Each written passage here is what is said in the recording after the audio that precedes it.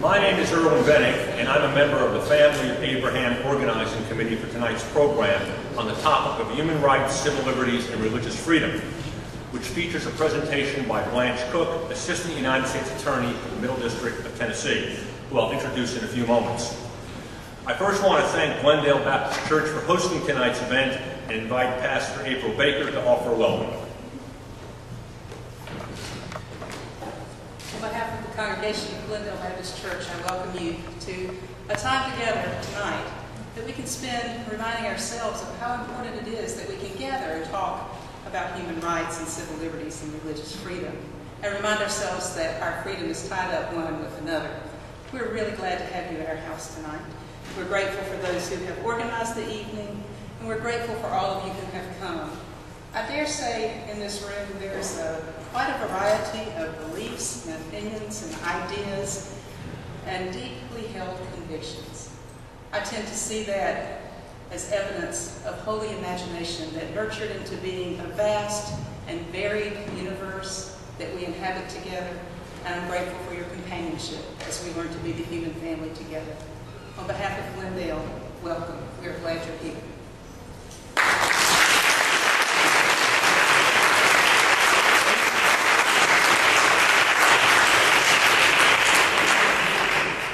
So before we get started, three brief announcements.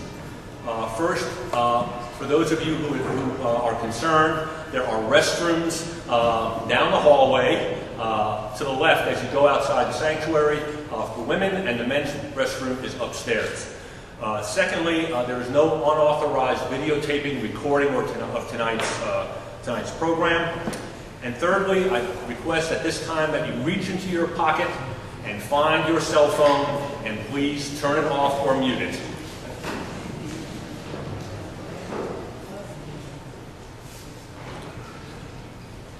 Now, as in our previous programs, if you have a question for our speaker, please write it legibly on the 3x5 card that is at your seat.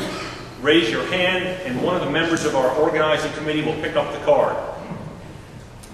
For those of you who are not aware, the Family of Abraham is an interfaith group which believes that differences among us based on our respective faith traditions are best addressed by increasing our knowledge of each other and engaging in personal dialogue. Towards that end, the Family of Abraham has sponsored and or supported programs over the past 2 years which have addressed questions about our Muslim neighbors and interfaith relations. If you've been to our previous programs, you have learned from Mark Palavin of the Religious Action Center for Reform Judaism, Saeed Saeed of the Islamic Society of North America, Ibu Patel, founder of the Interfaith Youth Corps, Maha El-Ghanadi of the Islamic Networks Group, and Daniel Tutt, Outreach Director of Unity Productions Foundation.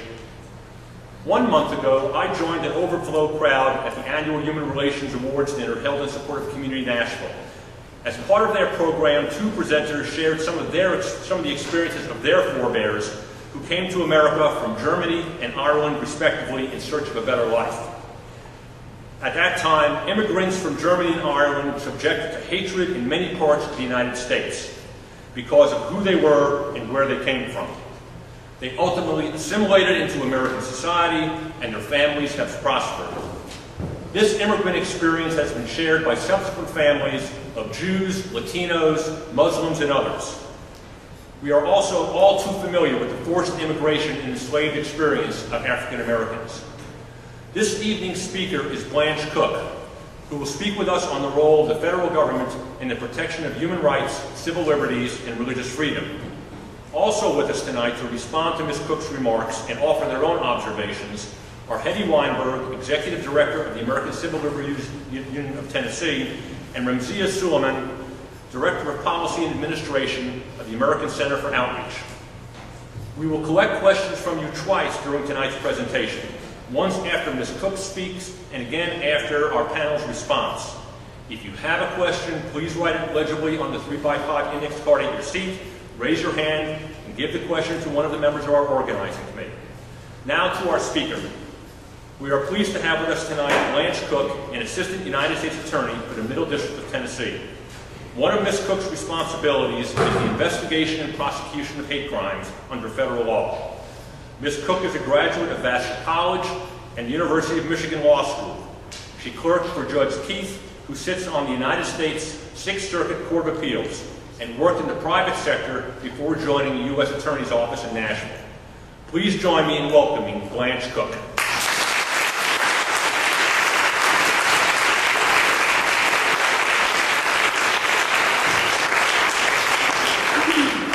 Thank you very much for the introduction.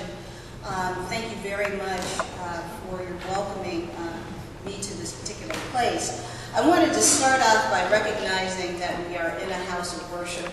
I wanted to acknowledge that, and I wanted to give honor to that.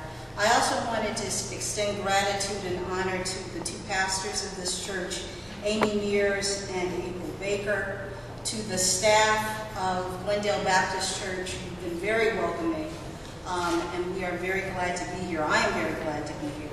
I also wanted to extend thanks and honor to other clergy members who may be here.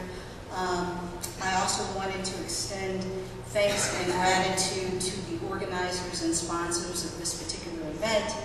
I wanted to extend thanks and gratitude to my fellow panelists. And finally, I wanted to extend thanks and gratitude to all of you. I anticipate a fairly robust conversation. As part of our mission in the Department of Justice, we not only serve our constituency, but it is vitally important to us that we meet with our constituency, that we meet with people in the community, so that you can understand who we are and what we do and how we go about doing that.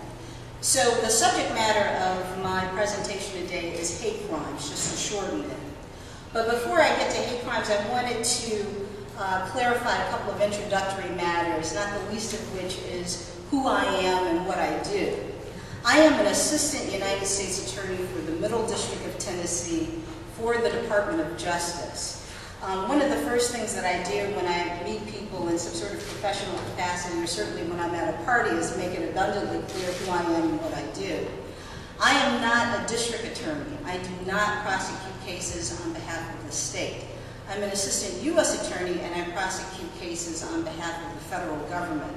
So the first thing I need to do is to make sure that everyone understands that there's a distinction between crimes that are prosecuted by the state and crimes that are prosecuted by the federal government. Most crimes are general crimes that are prosecuted by the state, but there is a small window of crimes that are prosecuted by the federal government. Those crimes involve crimes that are committed on federal property. So if you're engaged in some sort of criminal conduct on federal property, that will give the federal government jurisdiction. As an example, just bear with me, as an example, if you're speeding on the Natchez Trace, that is actually a federal crime. I tend to be the bearer of bad news at times, but that is in fact a federal crime, but it does not rise to the occasion of a felony. It's not punishable by imprisonment of a year or more. But it is a federal crime, and you are subject to being brought into a federal courthouse and being punished in that federal courthouse for having committed a crime on federal property. Okay? The larger category of crimes that the federal government gets involved in are crimes that involve some sort of interstate commerce. It's late at night. I'm not about to make this a constitutional law class. For those of you who are attending law school or anticipate attending law school, you can spend several weeks talking about interstate commerce, but we're not going to do that tonight, gratefully. Interstate commerce would be some sort of crime that involves a crossing of state lines or some sort of instrument that crosses state lines. So, for example, if you are engaged in sex trafficking, I'm not assuming anyone is, but please, I'm hoping that no one is, but if you were engaged in sex trafficking and you used a phone to engage in this conduct, and you were sex trafficking minors, and you were sex trafficking adults over the age of 18 through force and fraud, that would involve federal investigation, that would involve federal prosecution. And then, of course, there are other crimes involving federal tax evasion and immigration offenses. That will come to the attention of the federal government. So we made the distinction between federal crimes and state crimes. Back to the United States Attorney's Office. Again, we are the arm of the federal government, or a arm of the federal government.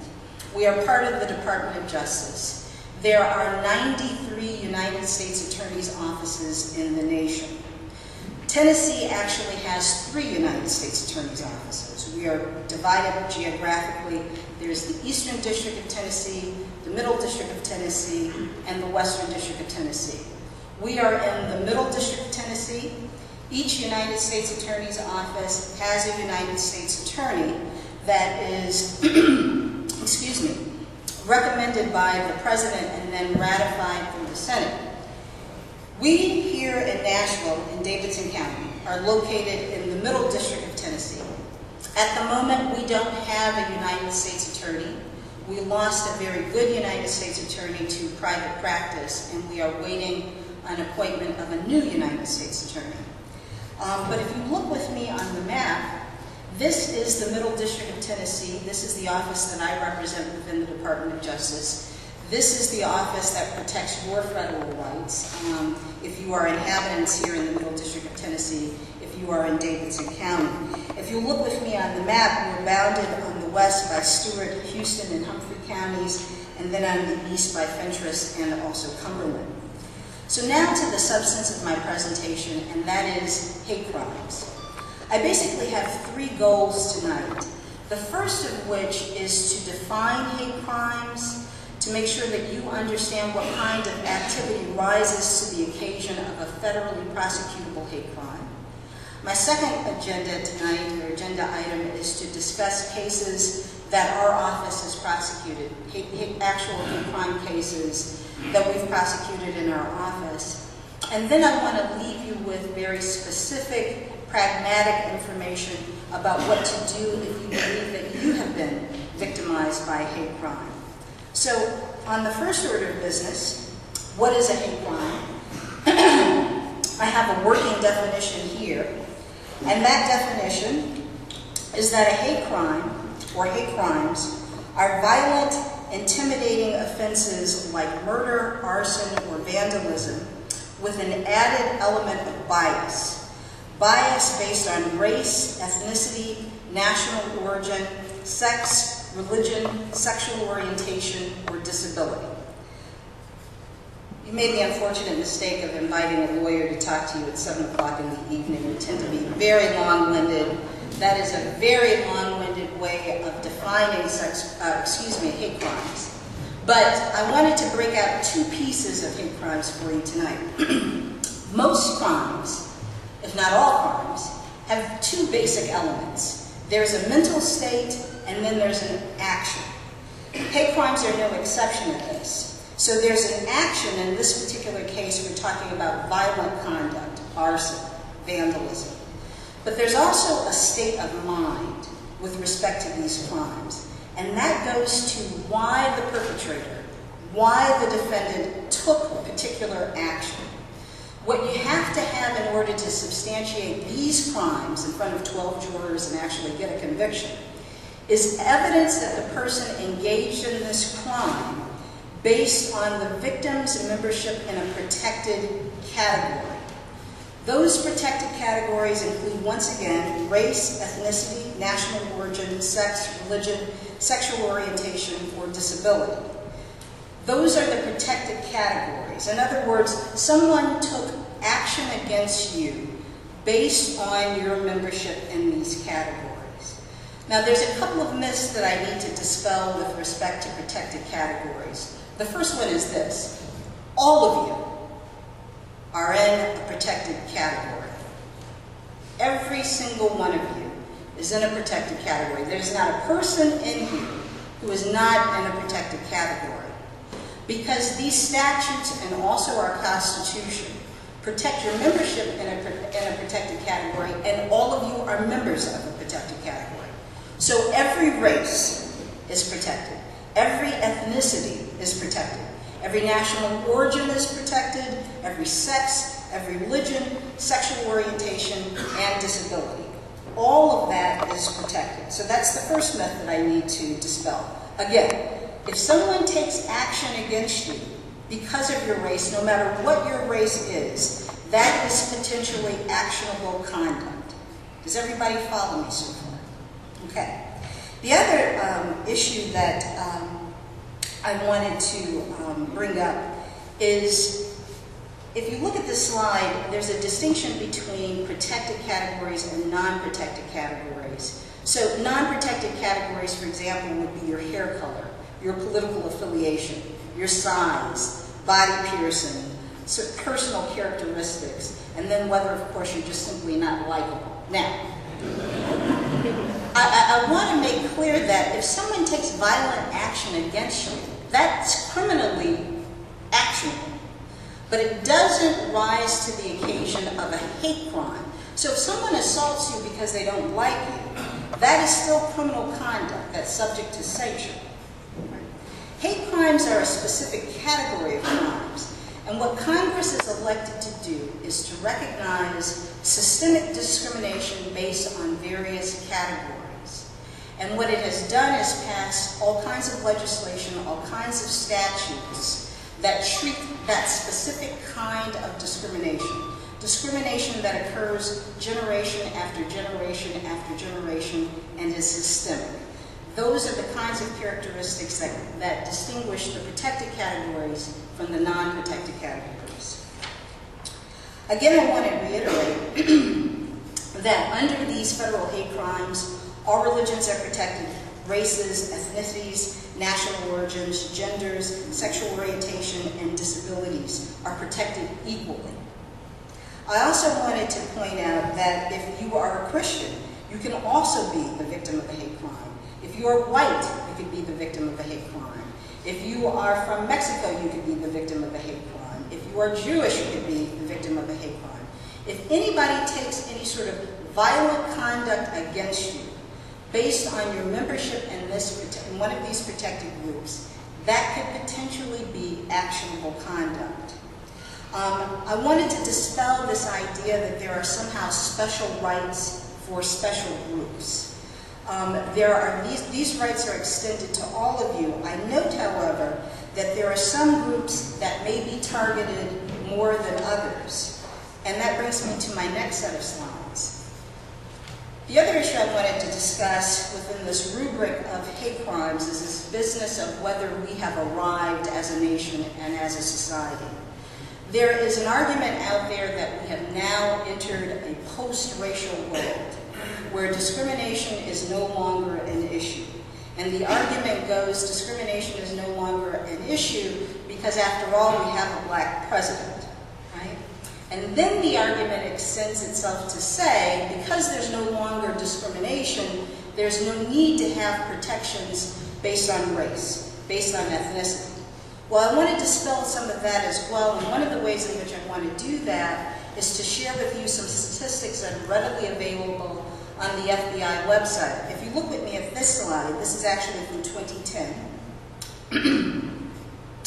The FBI information is a little bit behind. I believe 2011 is actually up. But I did look at the 2011 information, and there's consistency across the board over the last couple of years. But in any case, in 2010, there were 6,624 reported hate crimes. I want to pause for a second and footnote this. We're only talking about reported hate crimes. There are a number of these crimes that are conducted that are never reported, and we will discuss that, or I will discuss that in some detail a little later. But these are just the figures for reported hate crimes.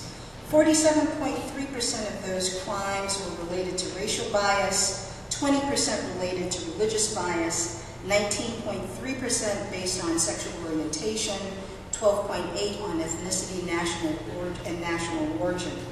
I also wanted to note for you that there is an increase in the number of hate crimes that are being perpetrated against Latino and Latina citizens and people of Hispanic origin, Chicano, Chicanas. Based on the 2010 statistics, 66.6% of the ethnically based crimes were perpetrated against Latinos. I just wanted to quickly share with you the next two slides. This is a graph that shows the number of hate crime incidents reported by the FBI in the United States from 2001 to 2010. As you can see, there is some regularity there. There seems to be a dip or a drop in the number of hate crimes that have been reported, but there's an argument there that that's not significant statistically. Over to my next slide. This graph shows the FBI hate crime statistics from 2005 to 2010, broken down into percentages based on race, ethnicity, religion, and sexual orientation. There is some consistency there. There's a bit of ebb and flow. But the point that I'm trying to make is that these hate crimes exist. They exist within our own county.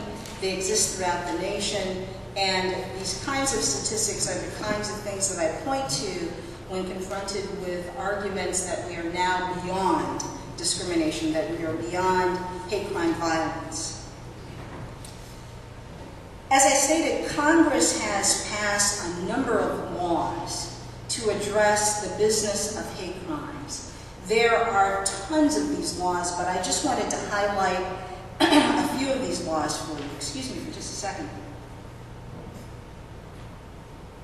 When I give these talks from time to time, I get cat and mouth, and it's very uncomfortable for me as well as the audience. But in any case, in 2010, President Obama signed the Matthew Shepard and James Beard Hate Crimes Prevention Act.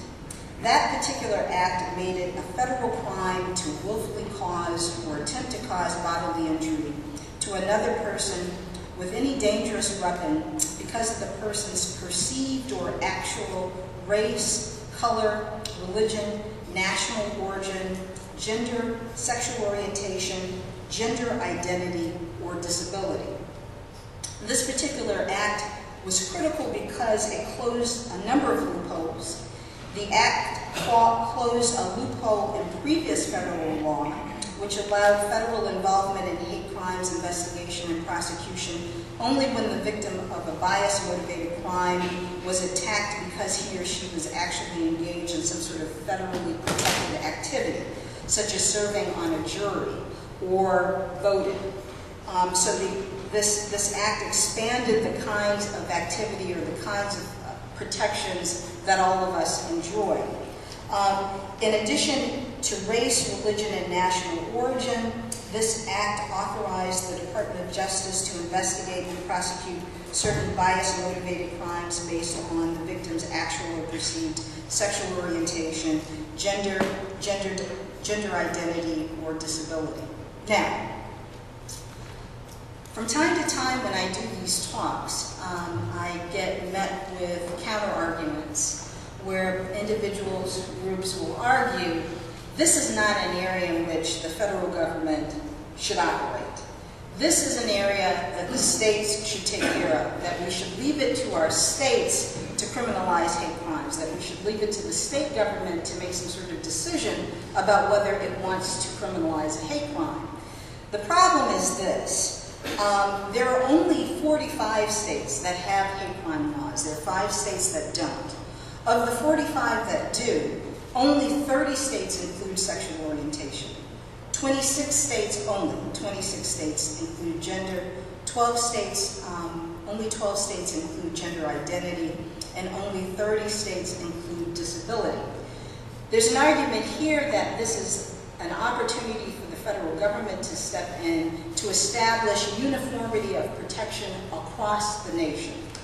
Okay? With regard to this particular act, the Matthew Shepard James Beard Act, again we go to these elements. Elements, very briefly, are what lawyers or prosecutors have to prove in order to establish their case. In this particular act, we're dealing with willfully causing bodily injury or attempting to do so using fire, a firearm, or other dangerous weapon. Again, when the crime is committed because of actual or perceived race, color, national origin, sexual orientation, gender identity, or disability. Now, I should also add that if you commit these crimes, if the government can establish the elements necessary to prove that an individual has committed this crime, the sentence is 10 years to life in prison or the death penalty, depending on the circumstances of the case. Another statute I wanted to bring to your attention is Title 18 United States Code, Section 241.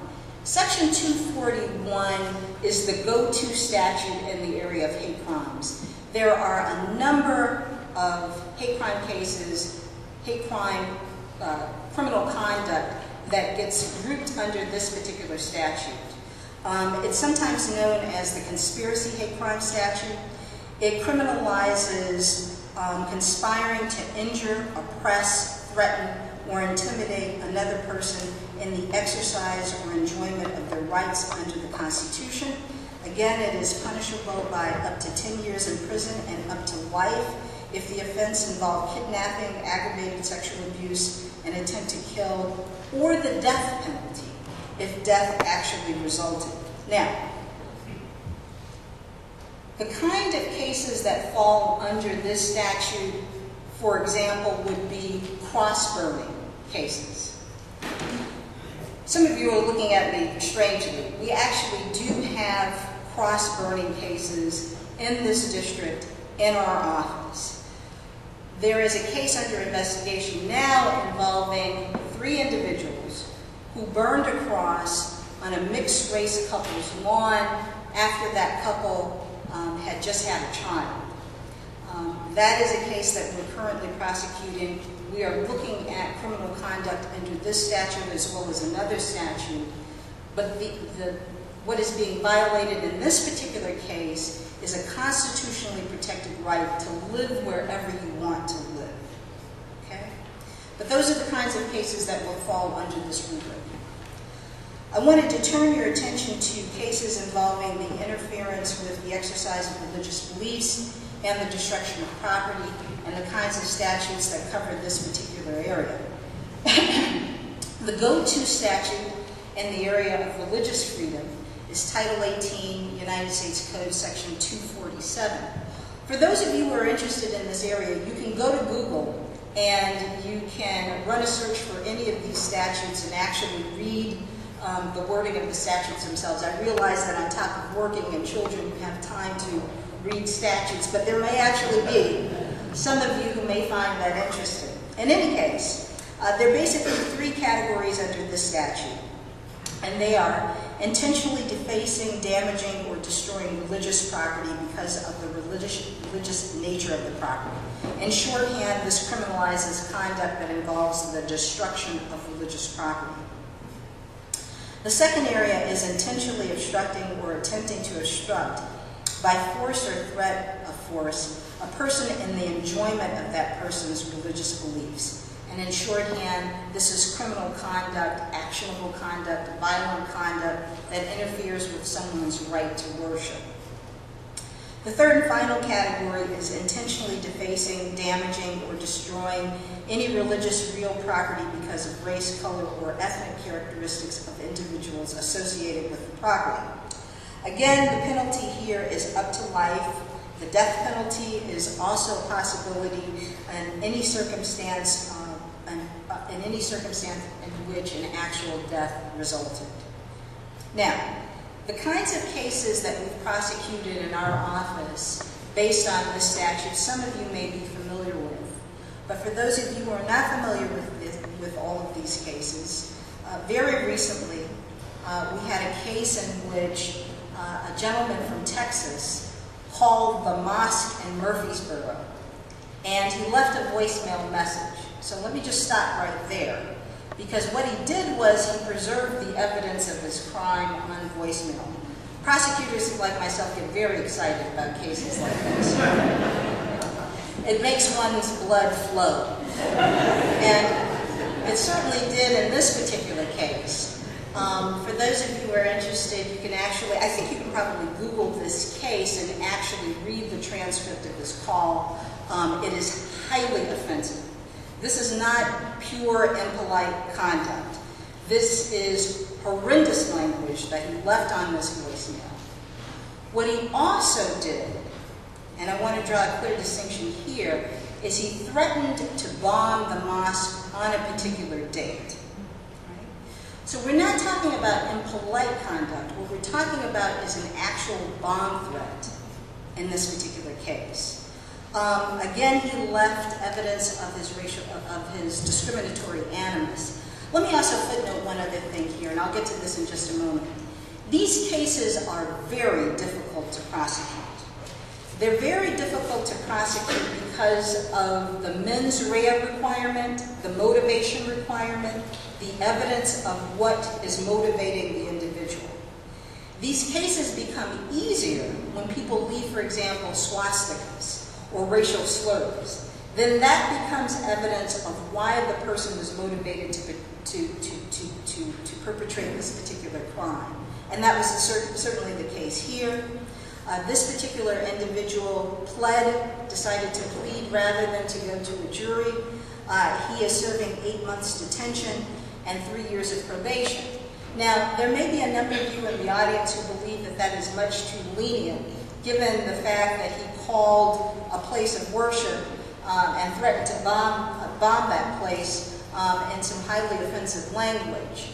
You are not alone in that sentiment. In fact, when we presented this case to the judge for sentencing and also for plea, she made it clear to us that we were going to have to justify this particular sentence.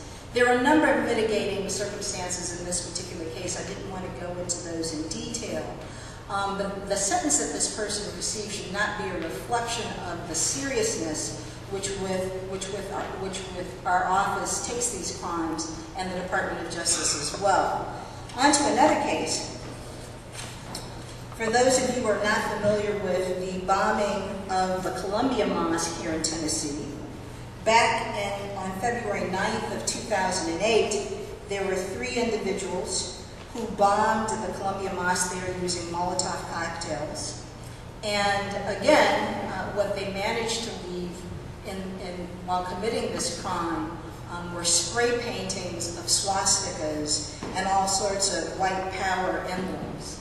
Again, this is important to me as a prosecutor or any prosecutor, because that kind of evidence is the kind of evidence that you need to satisfy the mind requirement, the mens rea requirement, the evidence of bias, the evidence that this person took the action based on a protected category.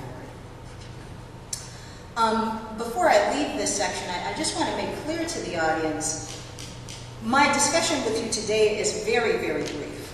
There are tons of statutes in this area of discrimination, both civilly and criminally. I'm just here to highlight a few things, and I'm looking at the time and I've got to start moving pretty quickly. Within the area of civil rights laws, there are 2 things that I wanted to flag for you. Our office is involved in a number of prosecutions involving human trafficking, involuntary servitude, situations in which you have sweatshops or businesses in which there may be illegal immigrants there who are being held at some level against their will, or certainly forced to work in circumstances that are illegal. I briefly talked to you about Title 18, Section 1591. That's the statute that federally criminalizes sex trafficking. It goes to minors, and it goes to adults who are being sex trafficked by force and fraud. Over to the First Amendment, a couple of things that I wanted to raise here. With respect to First Amendment rights, I think it's important to note, to me, what is the obvious, and that is that we all have constitutional protections to engage in religion and worship. In fact, one of the founding principles of our nation is the freedom to exercise your religious beliefs. That is a practice that is protected by statutes as well as the Constitution, and it extends itself to all forms of worship. Finally, with respect to hate speech, one of the myths that I wanted to dispel is this. Hate crime laws don't regulate your thoughts. You're entitled to think whatever you want in this country. At some level, you have a First Amendment right to speak. But all speech in the United States is regulated, and what I mean by that is this. You cannot go into a Burger King and decide that you want to say the Pledge of Allegiance in the middle of the Burger King aisle, right? You don't have a First Amendment right with respect to private property. You have a First Amendment right with respect to the government, and that right is regulated in a number of ways, not the least of which is whether your First Amendment right infringes on the 14th Amendment rights of others. So does your speech infringe on someone else's right to equality? So I just wanted to point that out. And then very quickly, I'm going to actually skip through some of the civil rights laws. Just wanted to point out to you, I think you're all familiar with this. Title VII prohibits discrimination in the workplace. That is a civil law. So really quickly, the distinction between criminal and civil law. Criminal laws involve the deprivation of liberty. There's some sort of jail time, some sort of prison time. Civil laws deal with damages. An individual goes against another individual for damages. Crimes are situations in which the government, whether it's the federal government or the state, is vindicating the rights of society. Okay? Very quickly going to move on now. The last thing that I wanted to do, and I can do this very quickly, is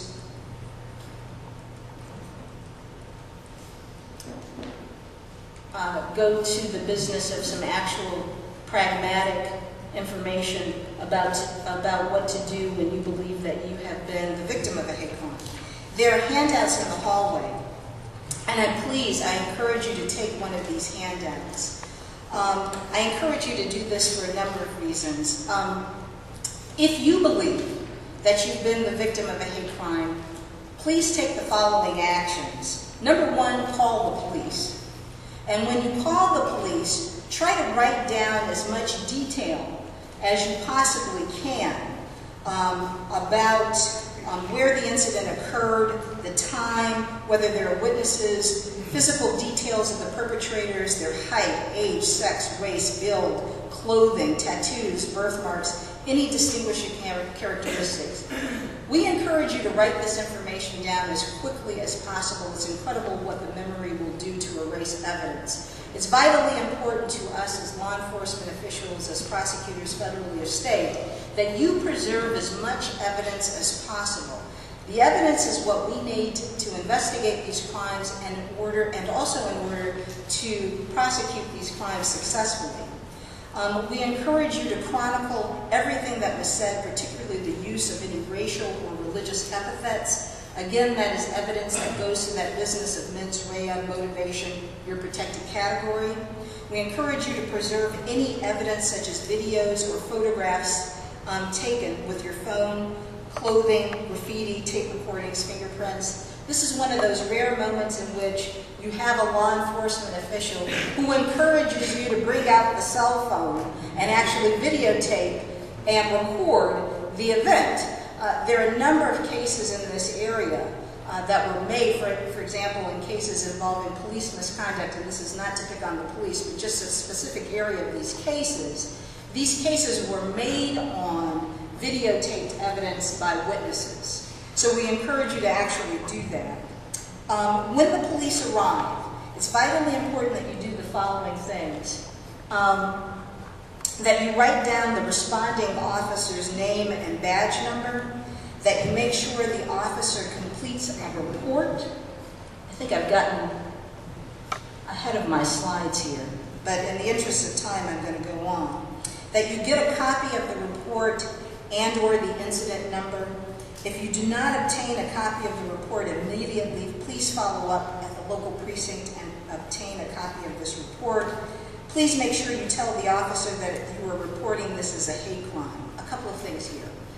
With respect to hate crimes, you may actually have to do some legwork. You may actually have to do some follow-up work to make sure that local law enforcement, federal agents, state prosecutors, federal prosecutors, whomever, are taking this crime seriously.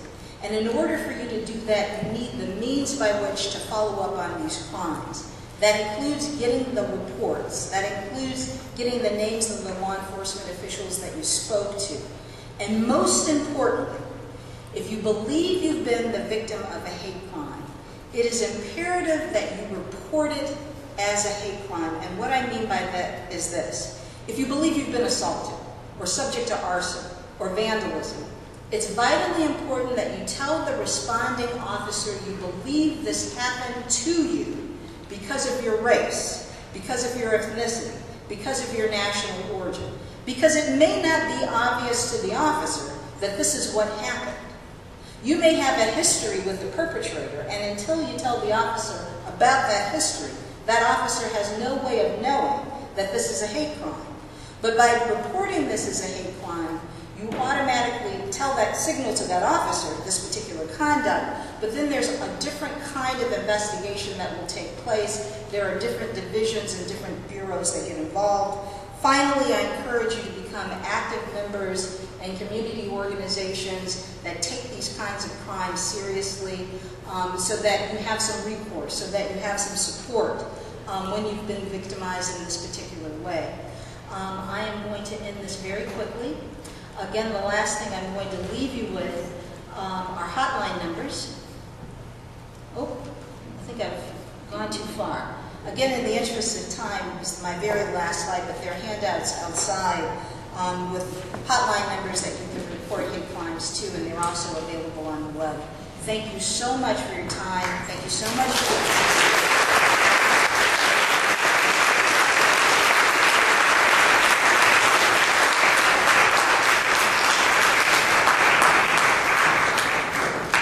I felt like I was back in law school again. Before I invite our panel to respond to Ms. Cook's remarks, if you have any written questions, please raise your hand so organizing committee members can pick the questions up. And so now, to allow sufficient time for questions, I'm going to ask our panelists to limit your remarks to 5 minutes. First panelist will be Hetty Weinberg, who is the Executive Director of the Tennessee American Civil Liberties Union. Good evening. Good to see you. Thank you, Family of Abraham. Thank you, Glendale Baptist Church. It's wonderful to be among all of you. And I really also want to thank Blanche Cook and the U.S. Attorney for their vigilance in terms of protecting religious freedom, explaining and recognizing the distinction between hate crimes and hate speech, and standing up for all of us. We're often ACLU on the opposite side of the table with the U.S. Attorney, so it feels good to sit by Blanche and be partners in something. So I think we all know that in times of controversy, we must remain vigilant and uphold our core values. And that means ensuring that we all have the right to practice our chosen religion or not, and the right to freedom of speech and assembly. I want to underscore that protecting religious freedom and protecting freedom of speech are not mutually exclusive. And that's a really important point to make, especially to this audience, as we've seen media over the last few weeks talk about how can you protect religious freedom and protect the right of people to speak out against religious communities, perhaps. I'm not going to recite the First Amendment because I would fall into the law school mode that Erwin's speaking about, but I do want to remind you about the First Amendment, which is that it focuses on what government can and cannot do. So government cannot restrict your right to practice your religion. Government, except for a few exceptions, cannot tell you what to read, what to say, what to view. Certainly if you work in the private sector, or if you're a parent, you're a child of a parent, or if you're in a private school, the private employer can tell you that certain language is not acceptable. They cannot, though, because of the federal and state and local statutes that Blanche referenced, they cannot discriminate against you because of religion.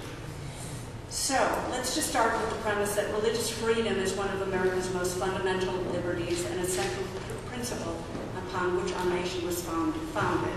And yet today, we continue to boldly and need to aggressively oppose religious discrimination, which is often rooted in cultural stereotyping. What we've seen in this state and across the country is discrimination of individuals practicing their faith, Muslims typically, and preventing Muslims or any group from freely practicing their faith is blatantly unconstitutional and goes against the very core of American freedom. Now I'm going to very quickly talk about what I was asked to talk about, which is to comment on hate speech. The freedom of speech provision of the First Amendment protects speech no matter how offensive its content is, even if that speech targets and denigrates religious groups.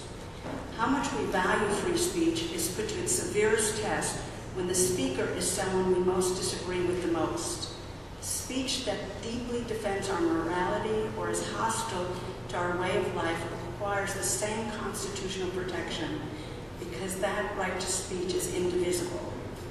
And we need to just look at what happened, and some of us from Chicago remember Skokie when the Nazis were marching, and the city of Skokie, the village of Skokie, sought to challenge the permit. They didn't want to provide a permit to the Nazis, and the ACLU in fact went and represented the Nazis. Not the content of their speech, but their right to speak, their right to march. And we did so recognizing and underscoring that if you turn away, if you censor some speech, you censor everyone's speech. Because the same ordinance that the village of Skokie was using to prevent the Nazis from marching was the same kind of language that was being used to prevent Dr. King from speaking. It was the same kind of censorship that was happening when they were preventing the anti-war demonstrators from protesting, from the strikers from marching, from the civil rights activists to going out and promoting equality and protecting people's rights to vote. So you have to recognize you can't pick and choose which speech is acceptable and which is not. The court said, the U.S. Supreme Court said over 60 years ago, a principal function of free speech, and this is a quote, a principal function of free speech under our system of government is to invite dispute. It may indeed be best served its high purpose when it induces a condition of unrest, creates dissatisfaction with conditions as they are, or even stirs people to anger. And it's then when counter speech needs to kick in. So what is hate speech and why is it protected? As Blanche described, hate speech is speech that attacks a person or a group on the basis of race, religion, gender, sexual orientation, gender identity, and ethnicity. Hate speech stops being speech and becomes conduct, then a hate crime, when it targets a particular individual and becomes threatening, intimidating, harassing, and or violent. But that's when you're punishing the conduct, you're not punishing the speech. And that's a distinction we all need to make and understand. The court is very clear. You can punish conduct, but you cannot punish speech and thought. We punish the act of intimidation and harassment, but not the speech associated with it. So many ask, why should I care? Why shouldn't there be why should I care? Why shouldn't there be a First Amendment exception for hate speech?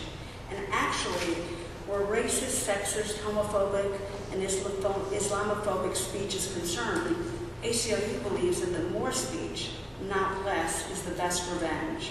When hate is out in the open, as we saw recently in Manchester, we can see the problem, and we can organize effectively to counter those hateful attitudes, possibly changing them, hopefully changing them, and most importantly, forge solidarity against the forces of intolerance. Punishing hateful, bigoted speech only treats the symptoms. The problem itself is hate, fear, and bigotry. And instead of opting for gestures that only appear to cure the disease, we need to raise awareness about the bigotry and its history, and hopefully find strategies to change hearts and minds. Throughout America's history, almost every religious group, Jews, Protestants, Catholics, and Muslims, have been the target of discrimination and hate speech. Tolerance and fairness have generally prevailed, but only after lots more speech that counters the hateful and bigoted speech. And it is those principal voices that transcend the fear and hatred and move us to a more inclusive and fair place. And I'm actually quite confident that because of groups like Family of Abraham and Glendale Baptist and many of you in the audience tonight, that Middle Tennessee is moving in that direction. Thank you.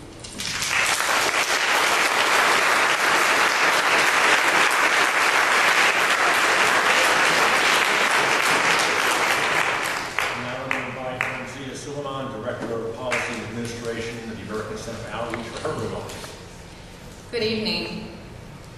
I want to thank Glendale Baptist Church for hosting us this evening and all of you for coming out. As both of my colleagues stated earlier, they covered pretty much a lot of what I was going to say, so I'm going to cut it short and make this easy on all of us. But we have to remind ourselves the historical context that we live in. That in American society, historically, we have always seen and always have had a group that we have deemed the other.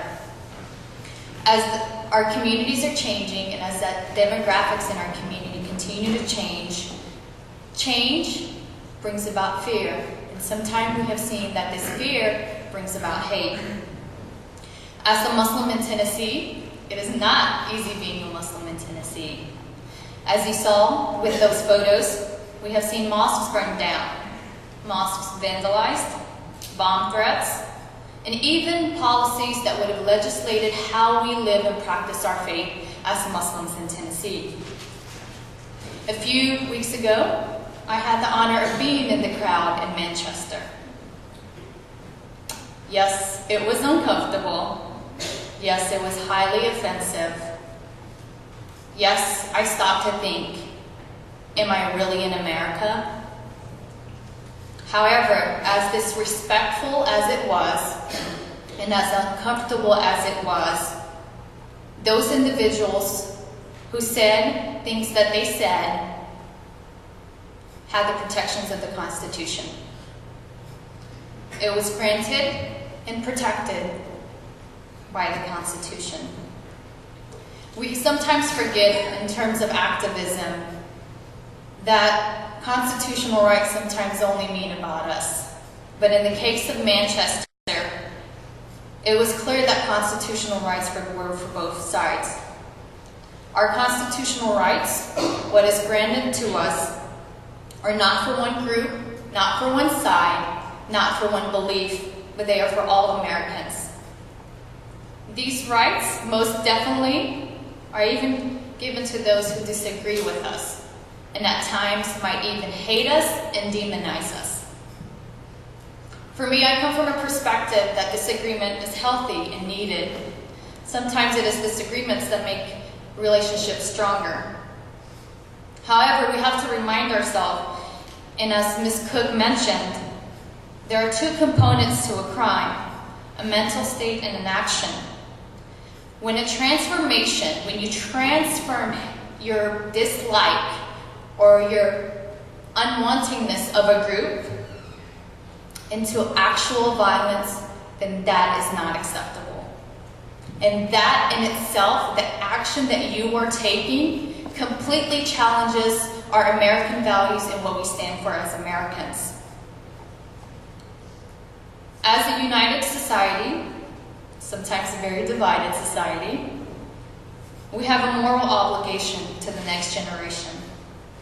We have a responsibility to ensure that opposing views, once again, opposing views have a platform to not only be discussed, but addressed in a civil way.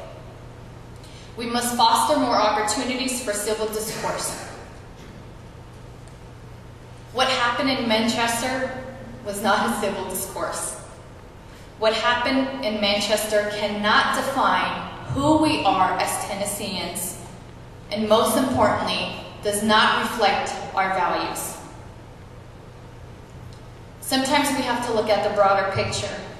Sometimes we forget that the bombings, the hate crimes, the rhetoric, it's not only affecting the daily lives of individuals, but it is ruining our state's reputation.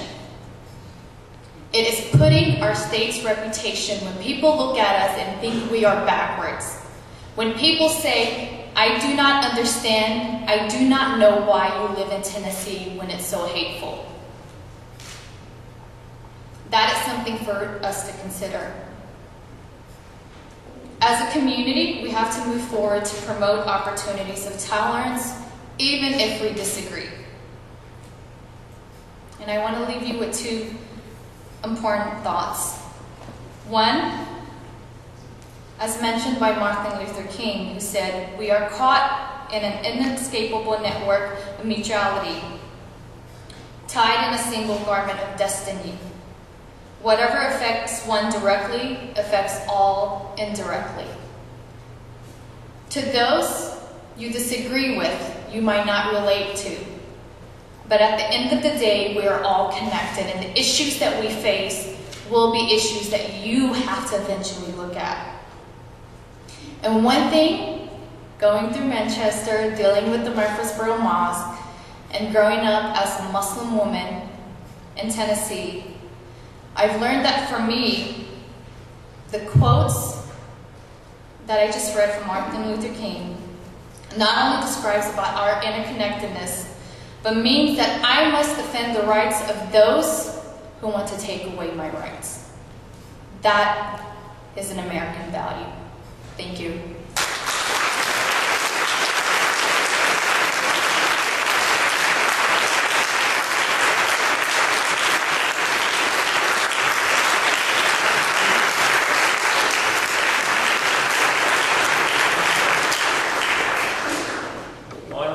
Doma here is, but I guess we'll figure that out. Let me thank Hetty and Ramzia for their remarks.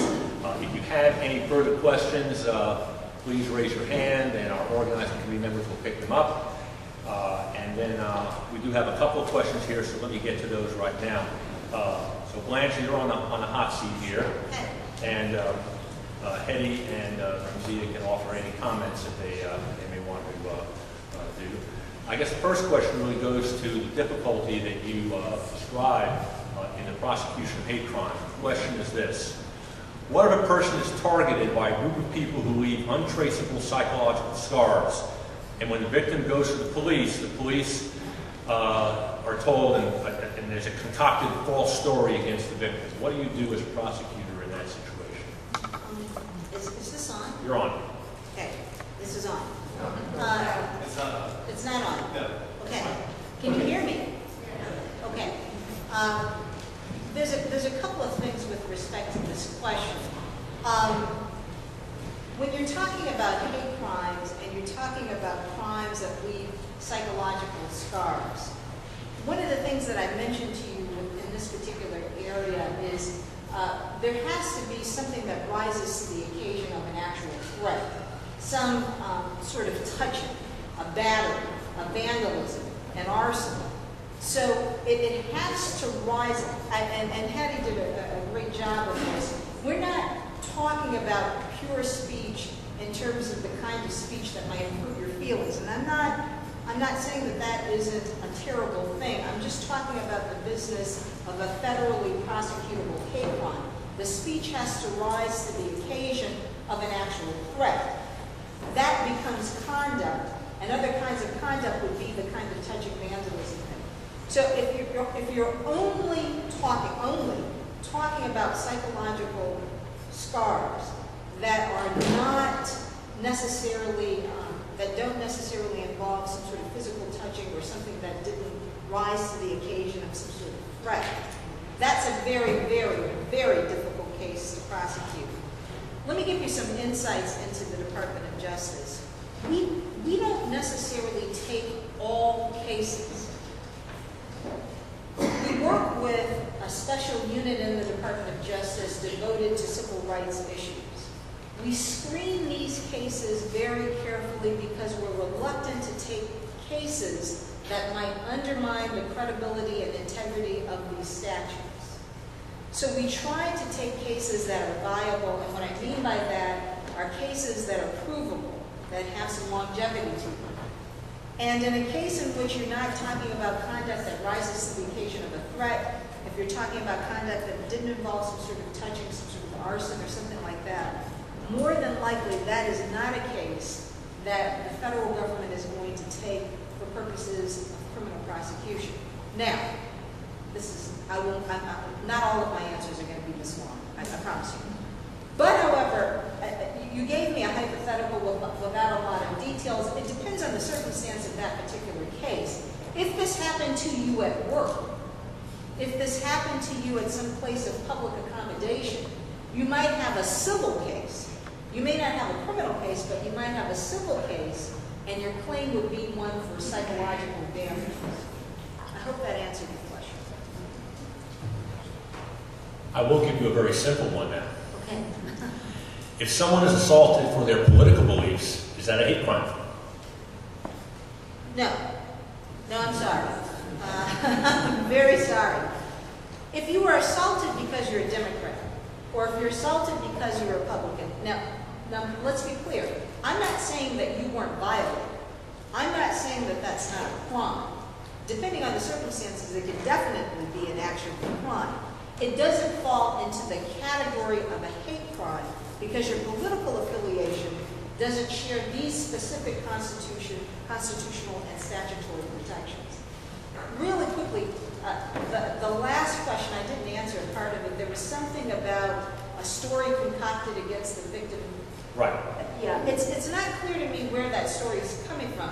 If you believe that that's coming from law enforcement, if law enforcement during the course of investigating the crime submitted the victim to a second wave of traumatization by actually concocting something against the victim, that may actually be actual, the conduct of the political, of the public officials. But again, I need some more details about that specific kind of thing to figure out if that were actual. Excuse me. Oh, they do want me to use the mic. Okay, I will use the mic, but if I stand up, it will work? This is odd. Just use the microphone as that way. Oh, okay. Should I go to the podium? Go to the podium. Okay. I follow you. Okay, the next question is, how do federal hate crime laws apply to bullying in schools when the bullying is targeted at a student's religion? Okay. That's a very good question. There's another set of laws that are applicable to your right to attend, to have public education, to have access to public places. If your sons, your daughters, if your children are subject to bullying, that can be actionable criminally as well as civilly. You can actually, depending on the circumstances, depending on what's done, you can actually sue the school district, you can sue that school for what is happening to that child. If I could take my public hat off for a minute, I know that you can't do that. I know that there's no conversation off the record. But I will say this. If you believe that your son or daughter is subject to bullying based on his membership or her membership in a protected class, I caution you to actually put the school on notice about this, to give the school an opportunity to redress this situation. Now, if the school has not redressed the situation, that would probably be a good time to go and get an attorney. You also want to bring this kind of conduct to the attention of state officials, public officials. You may also want to bring it to the officials, to law enforcement attention, depending on what's happening to the child, because this is the kind of thing that has both criminal exposure as well as civil exposure.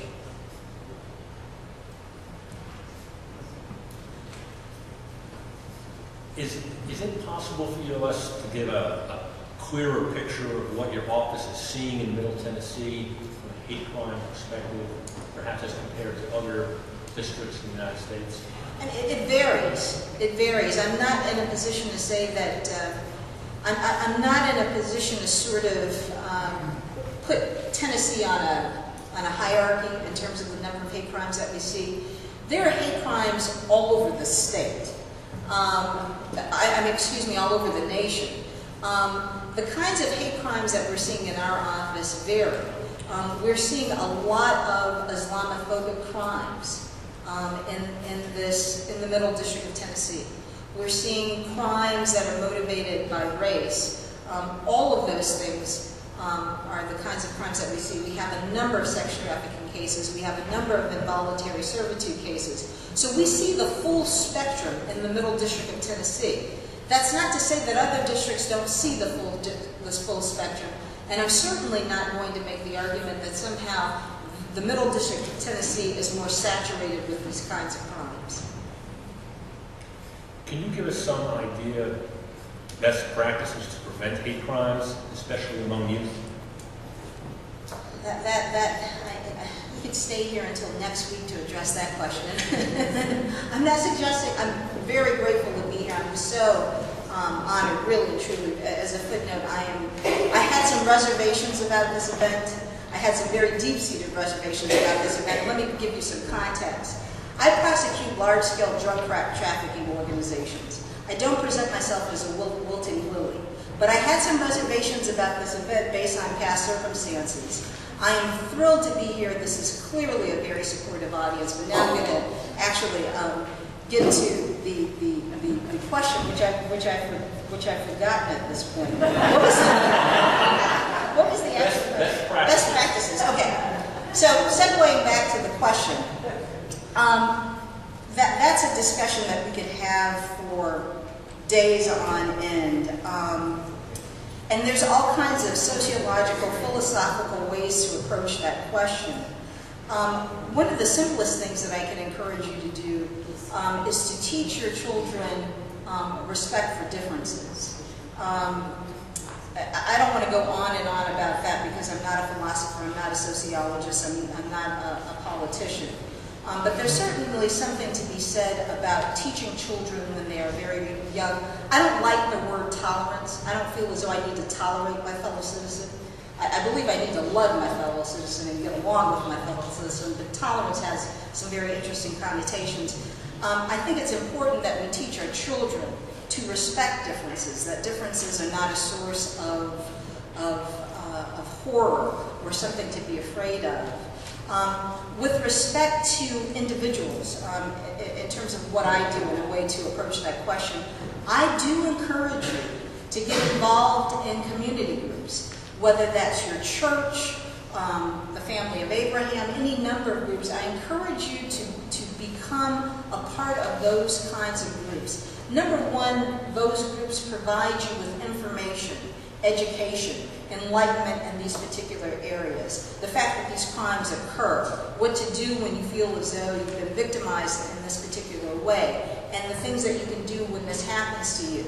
So the answer to your question would be to get involved in community organizations, to attend events like this so that you understand what's going on in the community. I think it's vitally important as citizens that we understand what's going on around us. What may be the last question is actually fairly personal, and that is that the question is, can you tell us a little bit about your own personal background and how that has informed the passion for your work? Oh boy, this is an incredible question. My mother is Korean, my father is African American. They met during the Korean War. They have been married for close to 50 years. I have experienced myself as an African American woman. I was raised on the south side of Chicago. I believe that race is not about biology, but about your socioeconomic, it is a social construct. And I've been constructed as African American. I'm very happy about that. Since I was a little girl, I always had an interest in this business of race and race discrimination. I mean little, like 5 years old, this kind of thing fascinated me. I lived through the Harold Washington elections in Chicago and all of the racial sentiment around that. In terms of my intellectual interest, I pursued issues involving equality in both law school and also as an undergraduate. For whatever reason, this kind of issue resonates for me intellectually. So I'm deeply interested in this particular area of discrimination. In terms of my theology, my epistemology, my ontology, and the way in which I see the world, I am deeply interested and committed to a world of equality. And I mean that in some very concrete material terms. And that includes everyone. Everyone. Every single one. And I'd like to think that what I do professionally makes some contribution in that area.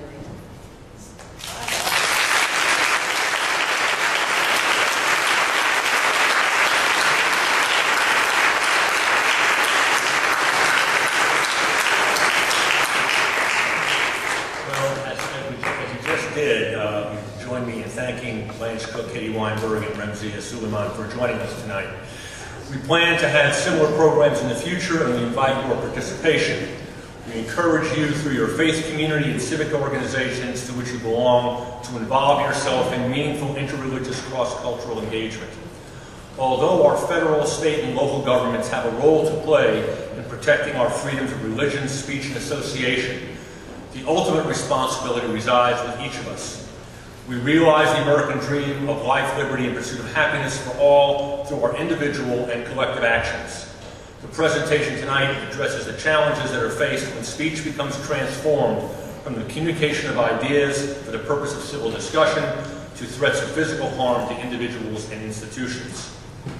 Our country remains a beacon of democracy throughout the world, drawing many from societies and cultures different from our own. The strength of America is its ability to absorb those who come to its shores and in the process enrich and strengthen itself. It is our responsibility to welcome those who come to our community to share in all that is great about America.